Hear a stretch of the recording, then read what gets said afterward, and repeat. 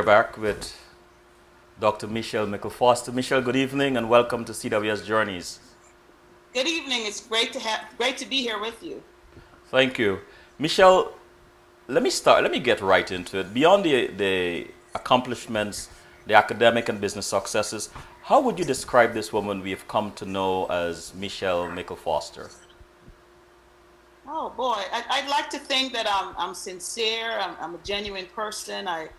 I keep my word. Just some basic things. I'm a good daughter, a good aunt, a good sister. I just try to be the best that I can be in all aspects of my life.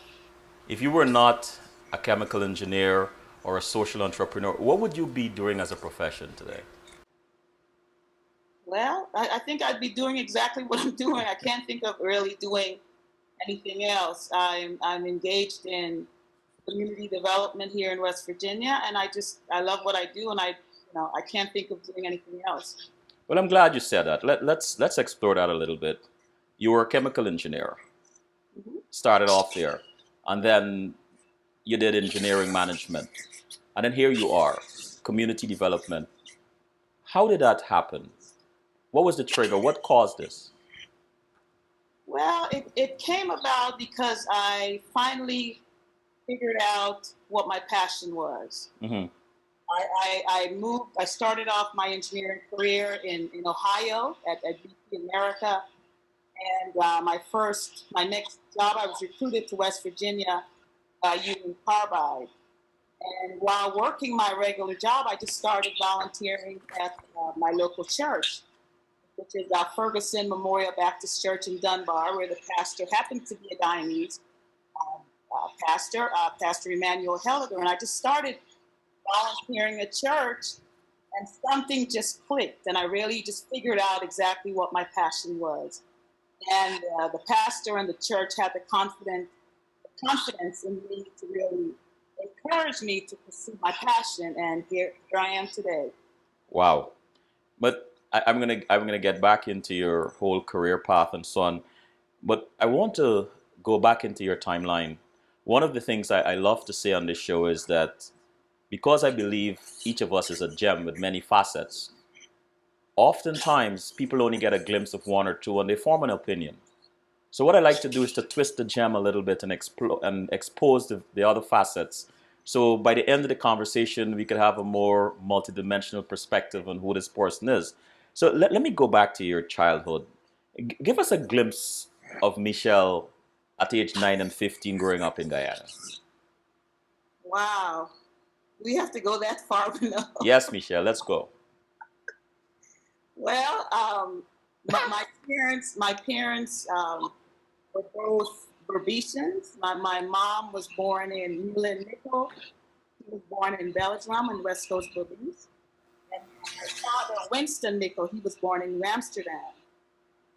And I was born in Berbice, and went to school in Berbice and in Georgetown. My parents had moved to Georgetown to work. They were working as my mom's an educator and my dad is an accountant, and he was working at the post office. And at various phases of our lives, my brother and I, we lived with my grandparents. We lived with my grandparents, so Amelia Mickle and Weston Mickle in Amsterdam.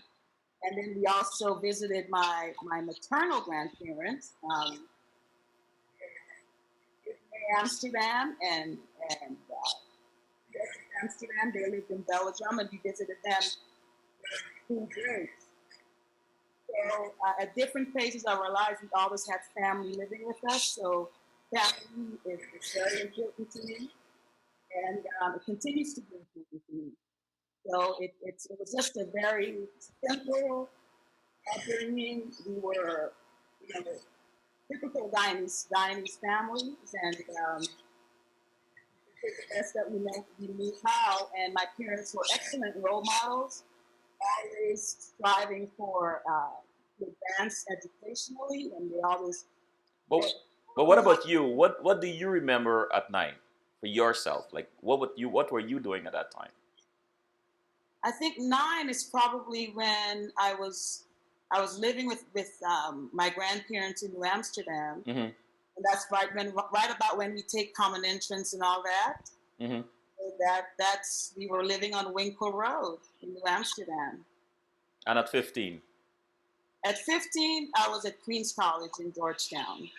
So that's where my foundation was set.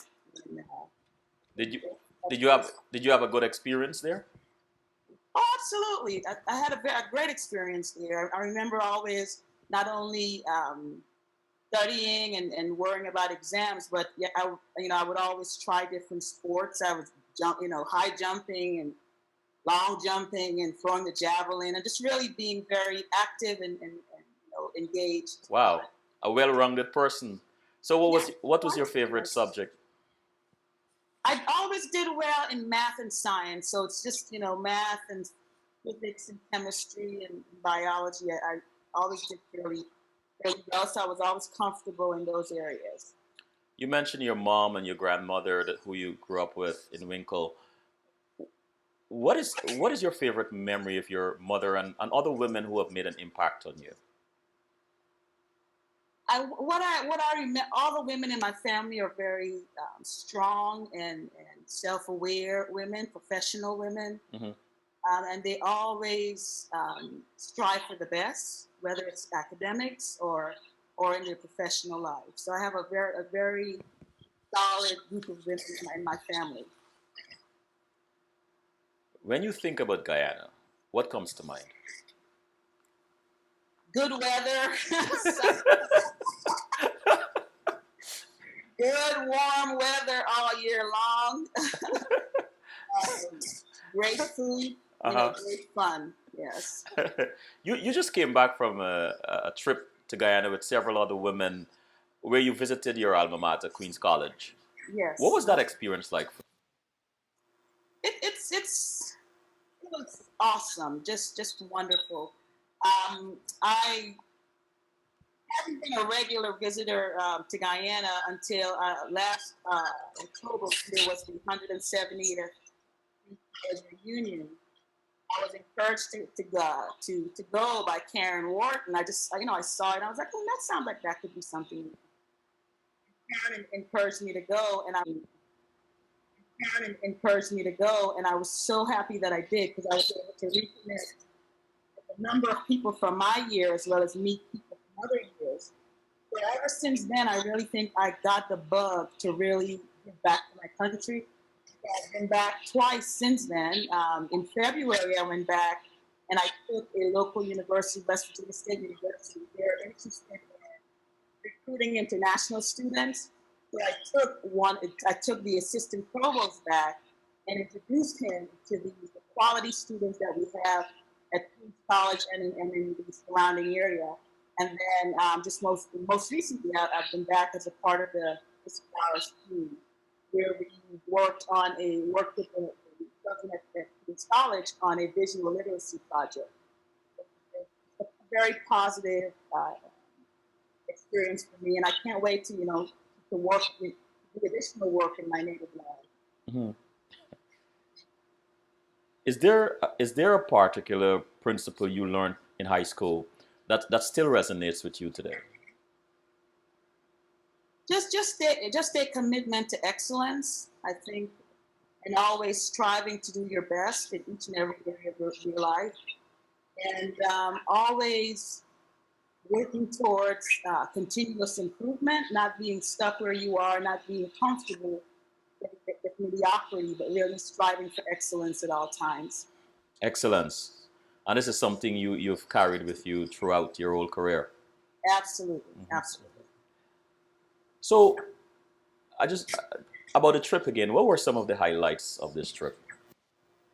It was really about engaging with students, being more of a mentor, encouraging them to, even though a lot of them, the major focus of the program is really telling a story using different forms, not just narrative, but also painting and drawing and really kind of taking photographs. And it's really about using different media to tell your story. Mm-hmm. And I learned as much as the kids did, and it was just a very positive place to be.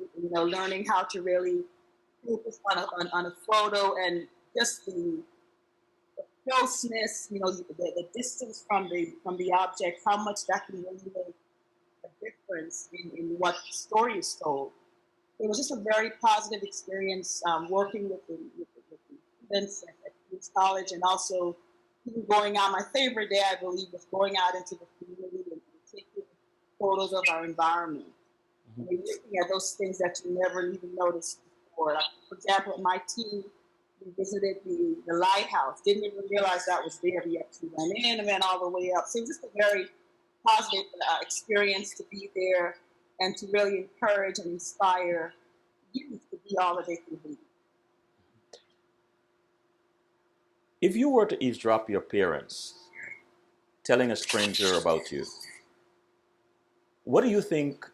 What do you think? How do you think they will describe you? Either one. Starting with your dad. Oh boy. I think he would say that I'm a positive, encouraging, faithful daughter, and I do all that I can do to help our family. And your mom? Pretty much the same thing, I believe. Same thing that I'm very supportive of my extended family, actually. Yeah. You light up when you mention them, when I mention them. So I want to ask you another question about the two of them. Is there a particular experience about the two of them that shapes your life the way it is today? One thing I remember is that my parents were always studying. In Guyana, people went to college later, I believe. Right. So they were always. My dad was always studying for some accounting exam. Or they valued education, Mm-hmm. and they always worked hard. So I believe those particular values have really stuck with me. You talk about excellence. So I gather you're a very driven person, and I mean it's obvious from your bio that you are, but you're human. So when you're not feeling up to task and not or when you're feeling down and not in the mood to get up and do what you want to do, who or what gets you out of that mindset? I think sometimes I just let myself do nothing for if I'm really tired, I'm really worn out from a long week. I think I let myself just relax and watch something silly like I love Steve Harvey's Family Feud. So I would watch Game Show Network.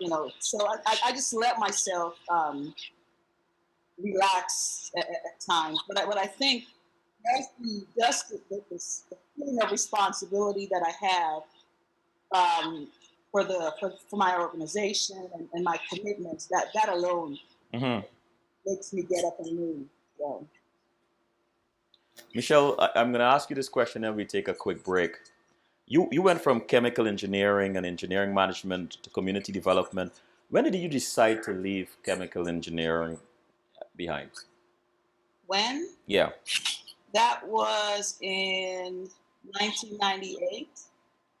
I finished my undergraduate degree in chemical engineering in 1990. That was 8 years later.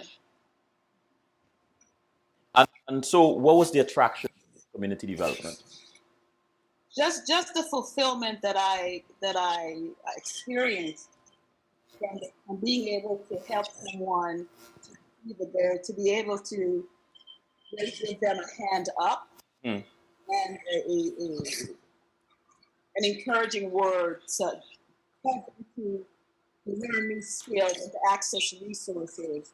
And just to see how that can really transform their lives, that was really the motivating factor there. All right, let's take a break. The question I ask you is how did you actually break into your current field? I know you had started to tell us an experience with the pastor, But how exactly did it happen?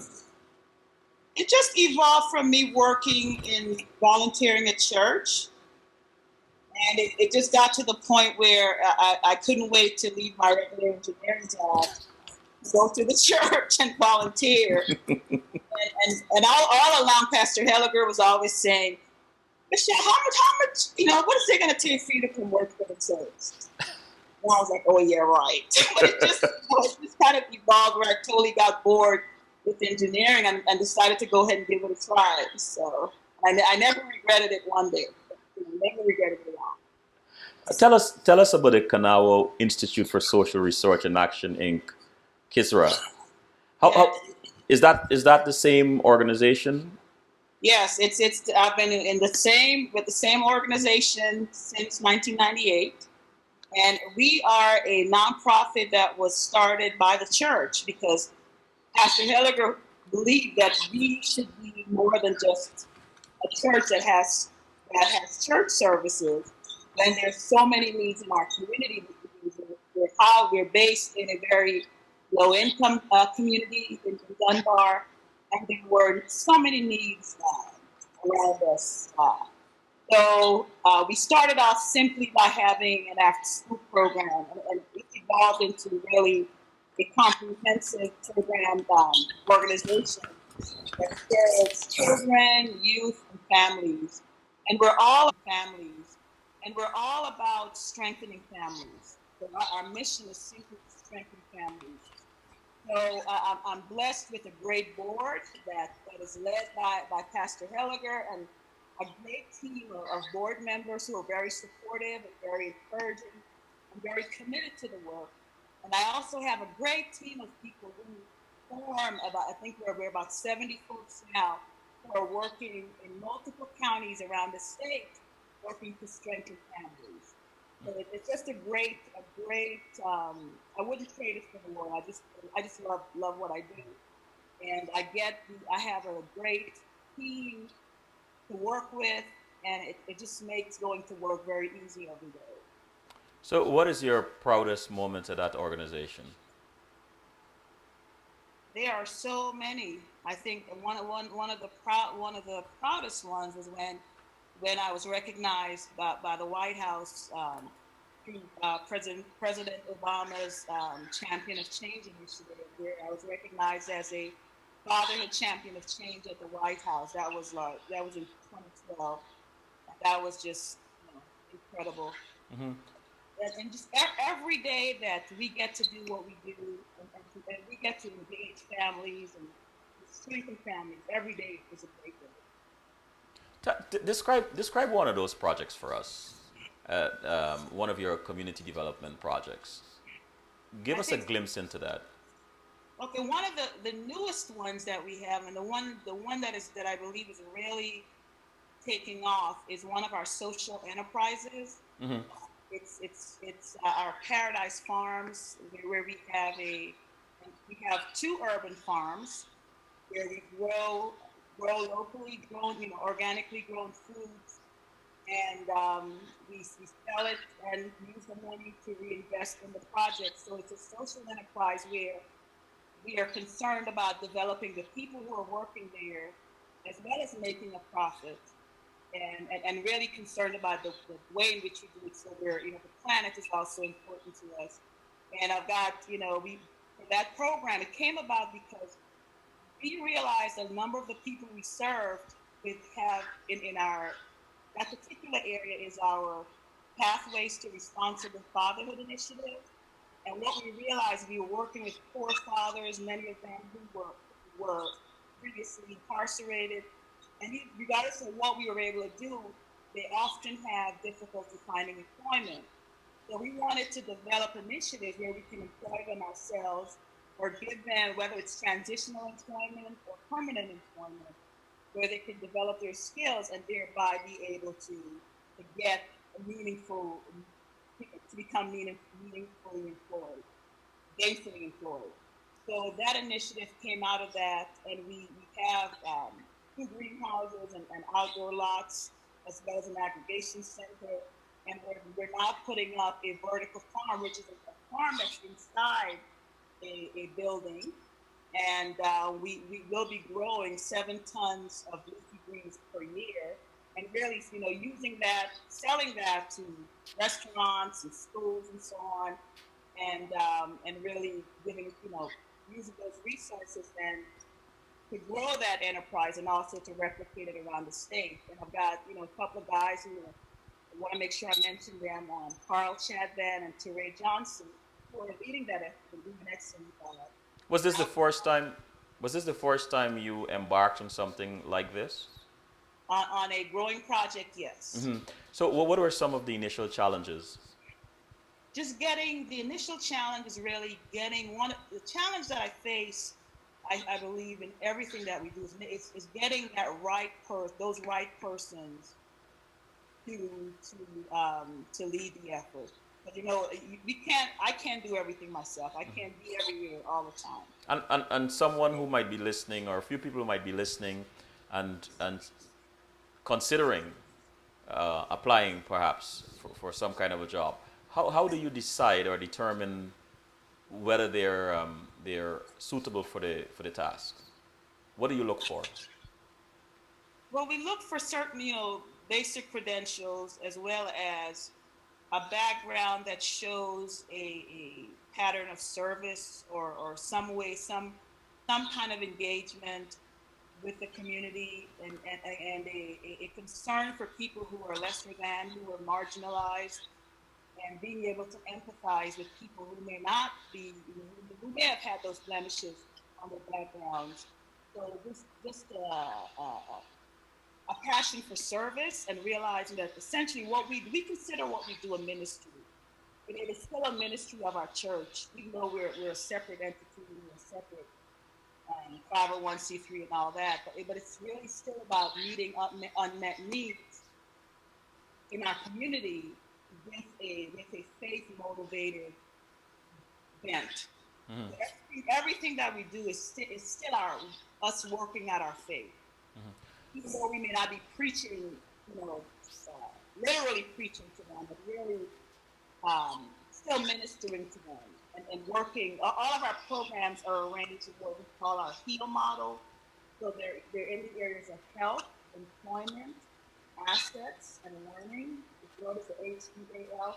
So we believe that through the work that we do, we're healing families in many different ways. So we're healing and strengthening.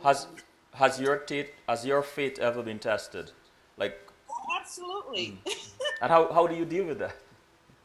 I just sometimes you just have to really remember what God has promised in His Word. Even though things may look bleak, realize that He will work everything out for good. So just remembering that He's the one who really placed us and positioned us for the work that we're doing, and realizing that He will take care of us. Because He That's true. Give us an example or an experience that you had where doubt crept into the whole process, and you decided that. Hello? Yeah, I'm here. I'm listening. Sorry. Saw you look away. Where? Hold on. Let me rephrase. Let me start a question. Give us an example of where doubt crept into the process, and because of your faith, because of what you know, because of what you believe in, you were determined to prove that this is going to be successful. Did you ever have an experience like that?